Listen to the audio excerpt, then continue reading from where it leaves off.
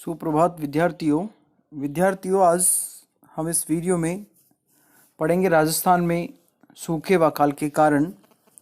पिछली क्लास में मैंने आपको राजस्थान के संदर्भ में सूखा व अकाल की जो ऐतिहासिक पृष्ठभूमि थी उस पर मैंने चर्चा की थी आपसे, और साथ में आपको राजस्थान में अकाल व सूखे के मुख्य रूप से कारणों को का जो क्लासिफिकेशन है, वर्गीकरण है, उसको 4 भागों में बांटकर आपको समझाया था।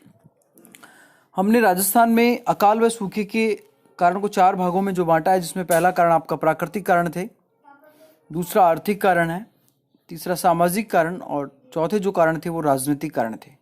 छात्रों, नेचुरल जो कॉज हैं उन पर हमने काफ़ी विस्तार से चर्चा आपसे की थी कि राजस्थान में सूखा व अकाल पड़ने के मुख्य रूप से कारण कौन कौन से रहे हैं, जिनमें प्राकृतिक कारण सबसे प्रमुख कारण रहे थे।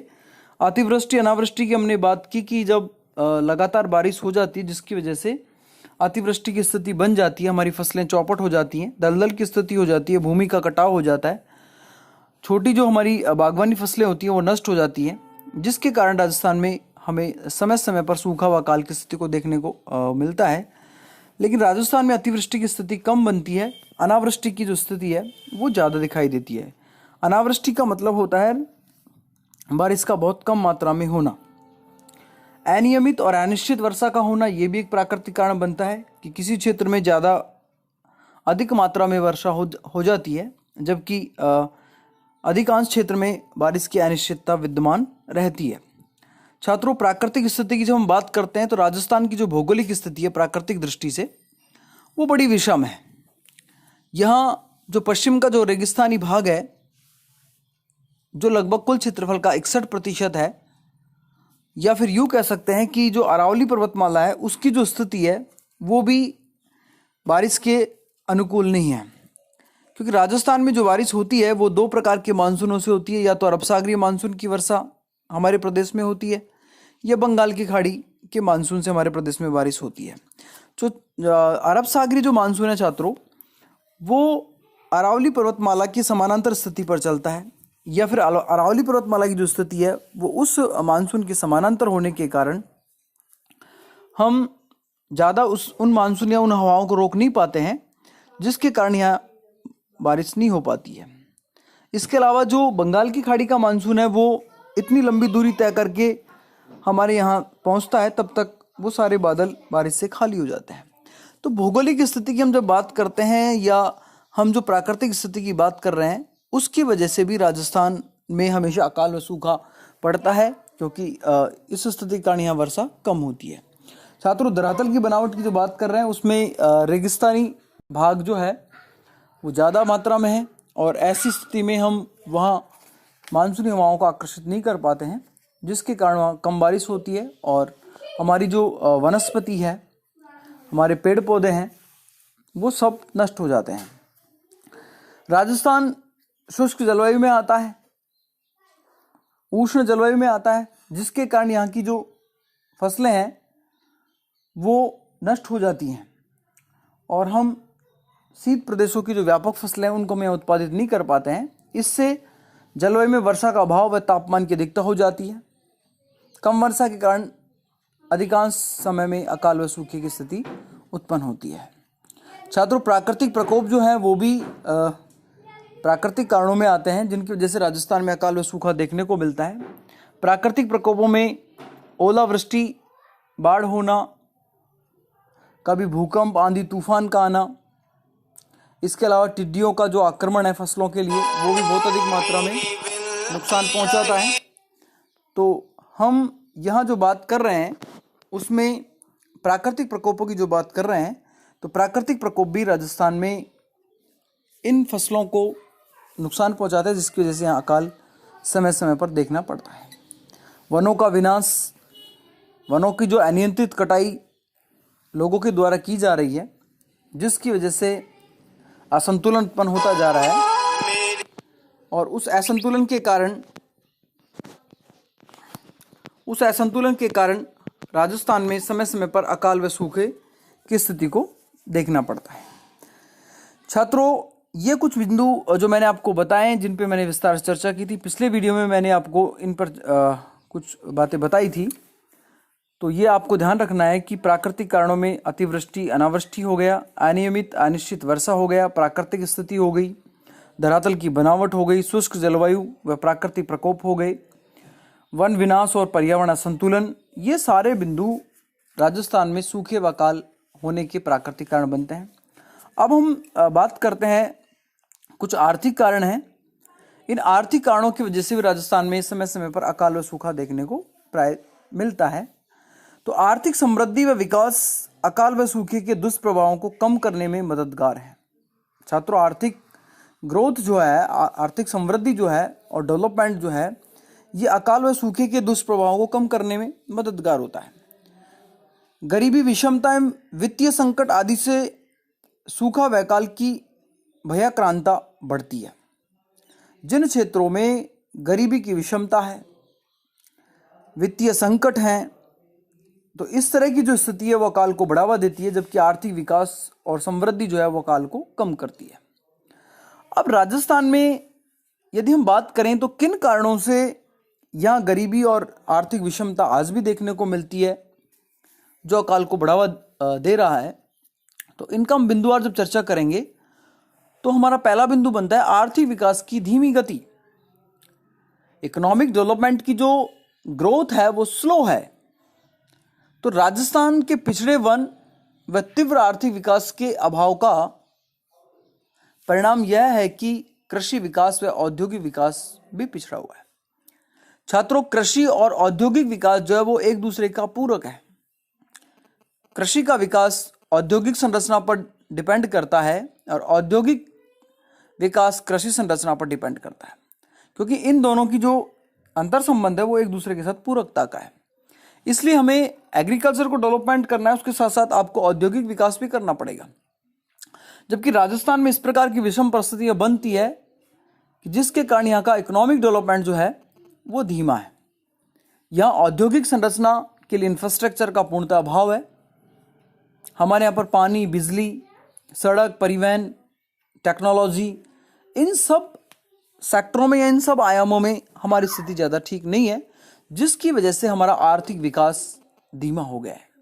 और इस आर्थिक विकास के धीमे होने के कारण ही हम आर्थिक रूप से पिछड़े हुए हैं, जो अकाल व सूखे का कारण बनता है।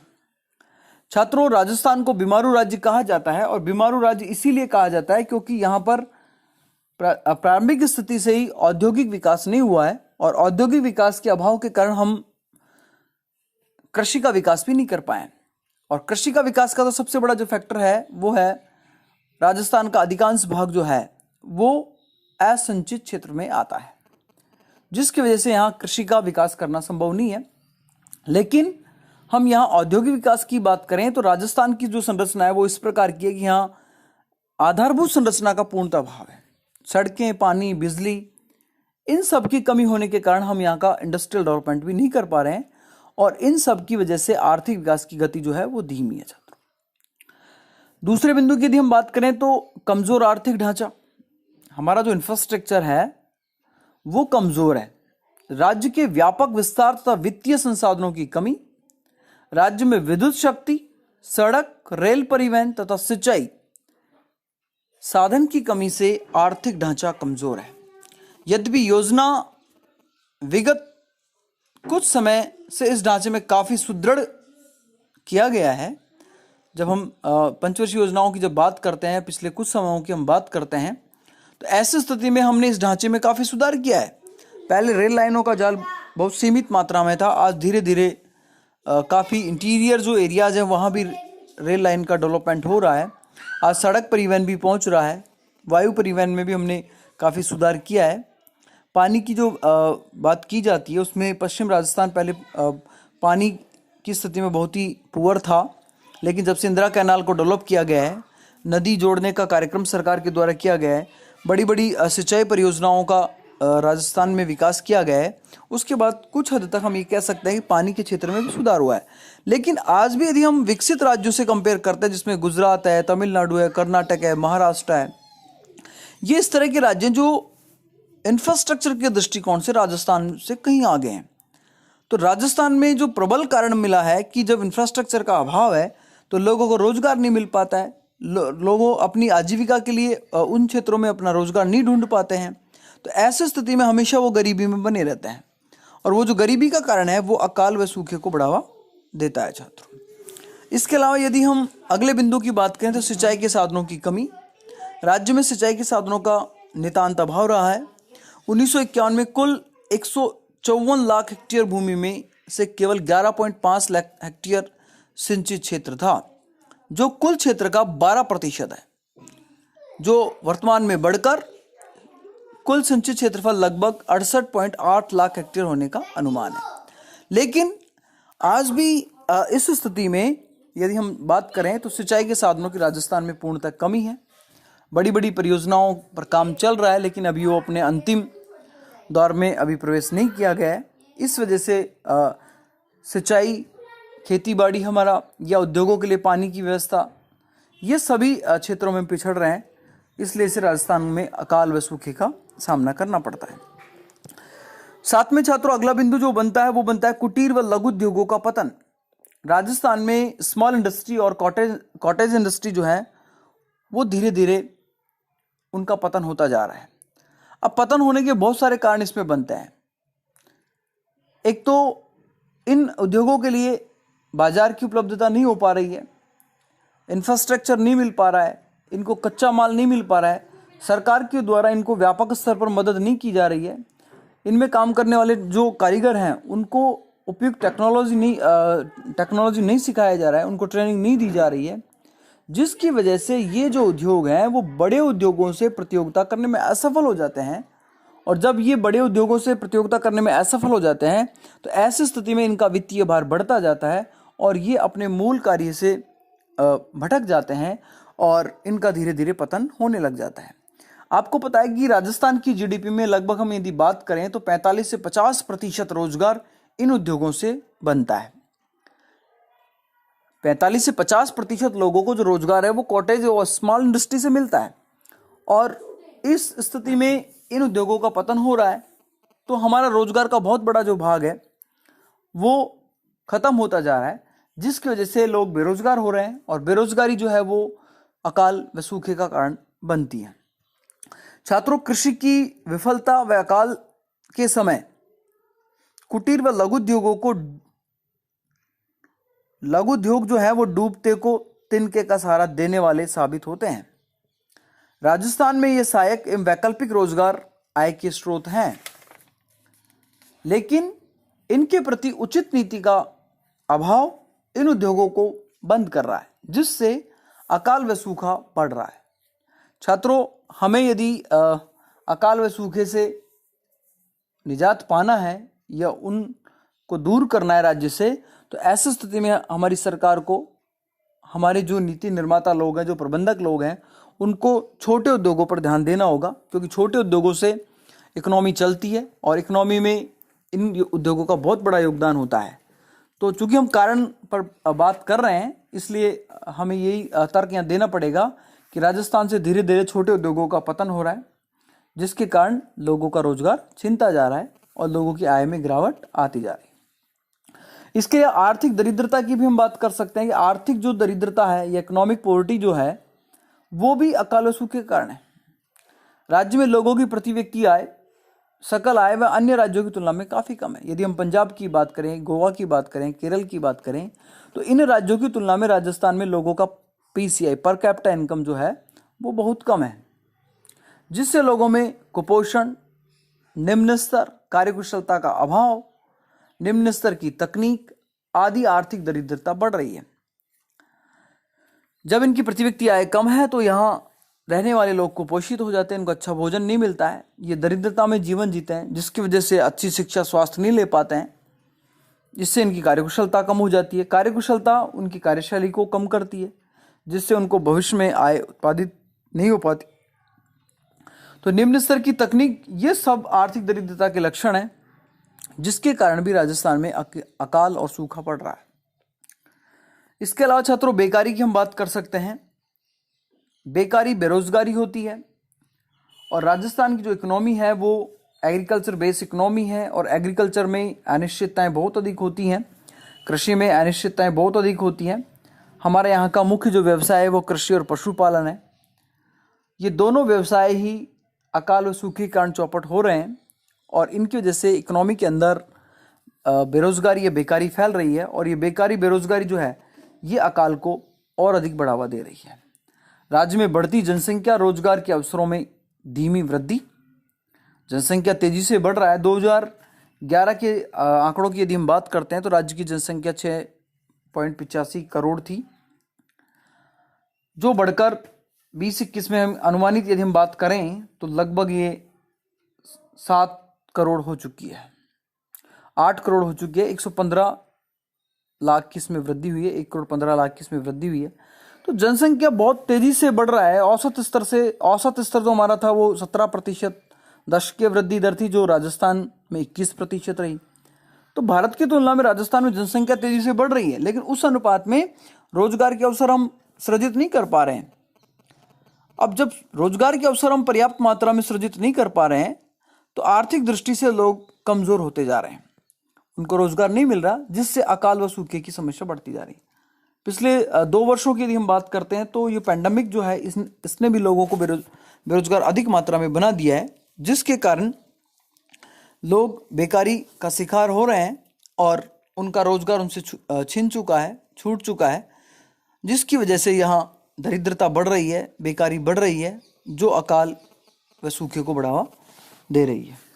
छात्रों, वित्तीय संकट भी इसमें एक आर्थिक कारण बन सकता है कि राज्य की सरकार वित्तीय कोष के हालात हमेशा तंग रहे हैं। हमेशा हमारी सरकारें कर्जे में रही हैं। बड़े काम करने के लिए सरकारों को कर्जा लेना पड़ता है और उस कर्जा का जो अतिरिक्त भार होता है वो जनता पर पड़ता है। जनता पर अनावश्यक रूप से कर लगाए जाते हैं, अनावश्यक रूप से इस प्रकार के वित्तीय भार डाल दिए जाते हैं जिन्हें जनता नहीं चुका पाती है। तो इस कारण राज्य का उचित विकास नहीं हो पाता है। तो ये सारे जो बिंदु मैंने आपको बताए हैं ये सब आर्थिक बिंदु हैं, जिनमें हम सिंचाई के साधनों की कमी, कमजोर आर्थिक ढांचा, आर्थिक विकास की धीमी गति, कुटीर व लघु उद्योग जो है उनका धीरे धीरे पतन होता जा रहा है, आर्थिक दरिद्रता बढ़ती जा रही है, बेकारी बढ़ती जा रही है और वित्तीय संकट राज्य के सामने बढ़ता जा रहा है। तो ये सारे बिंदु राजस्थान में अकाल व सूखे के वित्तीय कारण बनते हैं या आर्थिक कारण बनते हैं। अब हम तीसरे पहलू पर चर्चा करें तो तीसरा पहलू हमारा अकाल व सूखे का कारण बनता है सामाजिक कारण। छात्रों, सोशल जो कॉज हैं वो बड़े ही महत्वपूर्ण होते हैं इस दृष्टिकोण से कि लोग किस तरीके से अपने सामाजिक स्ट्रक्चर को विकसित कर रहे हैं या आगे बढ़ा रहे हैं। उससे हम इस प्रकार की परंपराओं का निर्वहन करने लग जाते हैं जो हमारी आर्थिक मददगार नहीं होती हैं। हमें आर्थिक रूप से बोझ बनकर हम उनको वहन कर रहे हैं, या समाज में कुछ इस प्रकार की दोषपूर्ण कुरीतियाँ हैं जिनकी वजह से हमारा इकोनॉमिक डेवलपमेंट नहीं हो पा रहा है। हम उन कुरीतियों का निर्वहन आज भी कर रहे हैं जो अनावश्यक रूप से हमारे ऊपर आर्थिक बोझ बन रही हैं। तो राज्य में अकाल व सूखे की समस्या विकट होने में राज्य के लोगों का सामाजिक पिछड़ापन भी जिम्मेदार है। छात्रों, समाज में बड़े पैमाने पर गरीबी व्याप्त है। समाज में कई लोग दोषपूर्ण रीति रिवाज को अपना रहे हैं, जिससे उनकी आर्थिक स्थिति क्या होती जा रही है, कमजोर होती जा रही है। इसमें हम बात कर सकते हैं जनसंख्या इसमें प्रबल कारण बन रही है। जनसंख्या जो है उसकी समस्या विकट होती जा रही है। बढ़ती जनसंख्या के कारण हमारा सामाजिक जो स्ट्रक्चर है वो बदलता जा रहा है। इसके अलावा कुछ इस प्रकार के रीति रिवाज जैसे मृत्यु भोज है, बाल विवाह है, इस तरह की जो प्रथाएं हैं, दहेज प्रथा है, इनको जो हम अपना रहे हैं, इस वजह से भी समाज पर आर्थिक बोझ बढ़ता जा रहा है। व्यक्ति के पास इतना इनकम नहीं होता है, उससे ज़्यादा वो अपना एक्सपेंस कर देता है, खर्चा कर देता है, जिसके कारण हमेशा वो आर्थिक बोझ में दबा रहता है और कभी भी उस अकाल से या उस सूखे से कभी नहीं निकल पाता है। तो हमें हमारी सामाजिक जो परिप्रेक्ष्य है, हमारा जो सामाजिक संरचना है, सामाजिक जो दृष्टिकोण है, उसमें एक बहुत बड़ा बदलाव लाने की आवश्यकता है और वो बड़ा बदलाव शिक्षा के प्रभाव से ही आएगा। तो शिक्षा को हमें अपनी इकोनॉमी के अंदर बड़े मजबूती के साथ डेवलप करना होगा, तब जाकर हमारा सामाजिक संरचना सुधर सकती है और हम जो बेरोजगारी, बेकारी, इस तरह की जो समस्याओं का हम शिकार हो रहे हैं, आर्थिक दरिद्रता का जो हम शिकार हो रहे हैं, ये सब दूर तभी हो पाएंगे जब हम सामाजिक दृष्टि से उन्नत बनेंगे। अगला जो हमारा इसमें कारण बनता है वो राजनीतिक कारण है।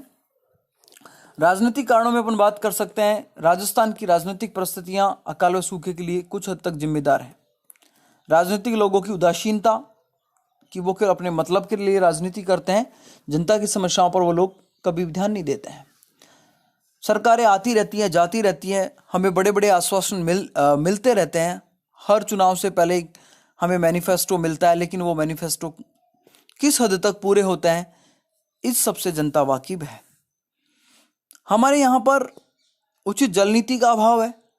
अकाल व सूखे से निपटने के लिए सरकार की दीर्घकालीन नीतियों का अभाव है। सरकार ने कोई लॉन्ग टर्म का कोई प्लान तैयार नहीं किया कि हमें राजस्थान में आपको पता है 61% क्षेत्र पर मरुस्थल है, तो इस मरुस्थल में कैसे रोजगार हमें जनरेट करने, इसके लिए सरकार के पास कोई दीर्घकालिक योजना नहीं है। और यदि कोई योजनाएं बनती भी हैं तो वो राजनीतिक उदासीनता के कारण धीरे धीरे वो स्वतः ही समाप्त हो जाती है। जैसा कि राजस्थान के संदर्भ में तेल रिफाइनरी का प्रोजेक्ट बहुत बड़ा प्रोजेक्ट था जो लाया गया, लेकिन राजनीतिक जो द्वेषताएं हैं, राजनीतिक जो उदासीनताएं हैं, जिनके कारण ऐसे बड़े प्रोजेक्ट धीरे धीरे शिथिल हो जाते हैं, उन पर कार्य नहीं होता है, जिसकी वजह से जनता को उनका कोई लाभ नहीं मिल पाता है।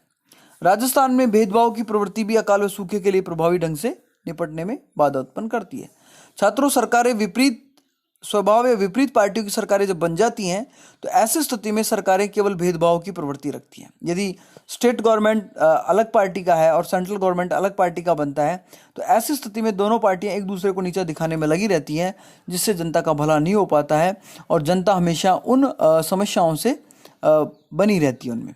राज्य में व्याप्त भ्रष्टाचार भी इसके लिए जिम्मेदार है। राजनीतिक भ्रष्टाचार, बड़ी मात्रा में जनता के लिए जो पैसा आता है उसमें प्रशासनिक और राजनीतिक जो भ्रष्टाचार है वो वहाँ के विकास को रोक देता है। तो इसलिए हम कह सकते हैं कि ये सारे जो राजनीतिक कारण हैं, जिनमें हम प्रशासनिक शिथिलताएं भी हम शामिल कर सकते हैं कि जो प्रशासन वर्ग है वो अच्छे तरीके से काम नहीं करता, भ्रष्टाचार करता है, अनावश्यक कार्य में देरी करता है, जिनका कोई स्थान नहीं होना चाहिए। इसकी वजह से राज्य में सूखा व अकाल हमेशा बना रहता है। बड़े बड़े जल स्वावलंबन जैसी सरकार की बड़ी योजनाएं हैं, लेकिन इनमें काम कितना होता है? अकाल व सूखे के नाम पर मनरेगा जैसा कार्यक्रम सरकार के द्वारा चलाया जा रहा है, लेकिन वास्तविकता में हो क्या रहा है? धरातल पे कुछ नहीं हो रहा है। एक अनावश्यक रूप से सरकार के पैसों को बर्बाद करके लोगों को इस तरीके से पागल बनाया जा रहा है। तो ऐसे कार्य यदि होते रहेंगे तो निश्चित तौर पर राज्य का राजनीतिक जो विकास है वो नहीं हो पाएगा। राज्य में हमेशा सूखा व अकाल बना रहेगा। तो छात्रों, यहाँ हमने मुख्य रूप से 4 बिंदुओं पर चर्चा की है। कुछ प्राकृतिक कारण है अकाल व सूखे के, कुछ आर्थिक कारण है, फिर सामाजिक कारणों पर हमने चर्चा की और कुछ राजनीतिक कारणों पर हमने चर्चा की है। अब हम अगले वीडियो में आपसे जो बात करेंगे वो अकाल व सूखे को किस प्रकार से सरकार के द्वारा दूर किया जाए, या किस प्रकार से ऐसे सुझाव जो अकाल व सूखे को दूर करें, उनके संदर्भ में हम अल्पकालिक और दीर्घकालिक जो सुझाव या उपाय बनते हैं उनके बारे में हम आपसे चर्चा करेंगे अगले वीडियो में। धन्यवाद।